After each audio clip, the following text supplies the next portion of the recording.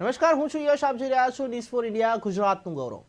આગળ વાત કરીએ જંબુસર પંથકની, તો જંબુસર પંથકમાં વરસાદે વિરામ લેતા ખેડૂતોના મહામૂલી પાકને નુકસાન થવાની ભીતિ સેવાઈ રહી છે. તાલુકાના ખેડૂતો દ્વારા વહેલી તકે નહેરમાં પાણી છોડવા માંગ કરાઈ રહી છે. ત્યારે જંબુસર પંથકમાં છેલ્લા 1 મહિનાથી વરસાદે વિરામ લેતા ઊભા પાકને નુકસાન થવાની ભીતિ સેવાઈ રહી છે. આ બાબતે થણાવા ગામના માજી સરપંચ કાલુભાઈ તેમજ આજુબાજુ ખેતરના ખેડૂતો દ્વારા જણાવવામાં આવ્યું હતું કે ખેતરમાં કપાસના, તુવેરના મોંઘા ભાવના બિયારણો, ટ્રેક્ટર મારવાનો ખર્ચ, ખેત મજૂરીને રોજગારી આપવાનો ખર્ચ અને હાલમાં ખેતરમાં મજાનો વોલ તૈયાર, ખેડૂતો કાગડોળે વરસાદની રાહ જોઈ રહ્યા છે. ખેડૂતોને પાક બચાવવા વરસાદની તાતી જરૂર છે. ત્યાંથી વરસાદની આગાહી આપતા અંબાલાલ પટેલ દ્વારા હાલમાં વરસાદની કોઈ શક્યતા નથી અને ગરમી વધશે તેવી જાહેરાત કરાઈ છે. તો સરકાર આ બાબતે કેમ જાગૃત નથી? જો સત્વરે નહેરમાં પાણી છોડવામાં આવે તો ખેડૂતોને આર્થિક નુકસાન ન વેઠવું પડે. હાલમાં ખેડૂતો દ્વારા નજીકના તલાવડીમાંથી પાણી લઈ ખેતરમાં સિંચાઈ કરવામાં આવે છે. આ બાબતે માજી ધારાસભ્ય સંજયભાઈ સોલંકીએ ગામના સરપંચોની વાત ધ્યાનમાં લઈ લાગતા વળગતા અધિકારીઓને વહેલી તકે નર્મદા કેનાલમાંથી પાણી છોડવા માંગ કરાઈ રહી છે.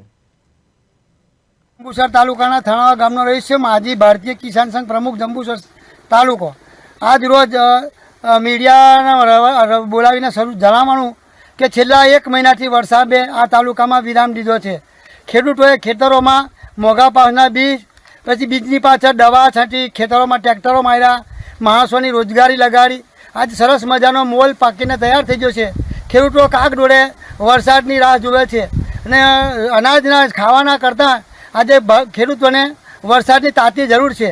અને ટીવી અને મીડિયા દ્વારા જાણવામાં આવે છે કે વરસાદની કોઈ શક્યતા નથી. આ વરસાદની જો શક્યતા ન હોય તો સરકાર કયા ઊંઘમાં ઊંઘે છે, કઈ ઊંઘમાં છે કે આટલી બધી મીડિયા અને અંબાલાલ પટેલને બધા આગાહીકારો કહે છે કે વરસાદની કોઈ શક્યતા નથી, ઉનાળા જેવી ગરમી પડશે. તો સત્વરે આ નહેરોની અંદર જો પાણી છોડવામાં આવે તો આ તૈયાર થયેલો પાક, જે મહામૂલો પાક છે, એની પર લોકોએ બહુ અસ્ક્યામતો લગાવીને બેઠા છે. એને બચાવવા માટે સરકારે સત્વરે આ નર્મદાની નહેરોમાં પાણી છોડવું જોઈએ. અને ખરેખર તો નહેરોમાં જ્યારે પાણીની જરૂર ના હોય ત્યારે પાણીને ખોટો વેરફાટ થાય છે. તો તાત્કાલિક સરકારે સત્વરે પગલાં લઈને ઇમરજન્સીમાં આ પાકને બચાવવા માટે એકાદ પાણી મળી જાય ને જીવી જાય એવું છે. પછી બહુ પાક સુકાઈ જશે અને પાણી આવશે તો કંઈ કામનું નહીં. પછી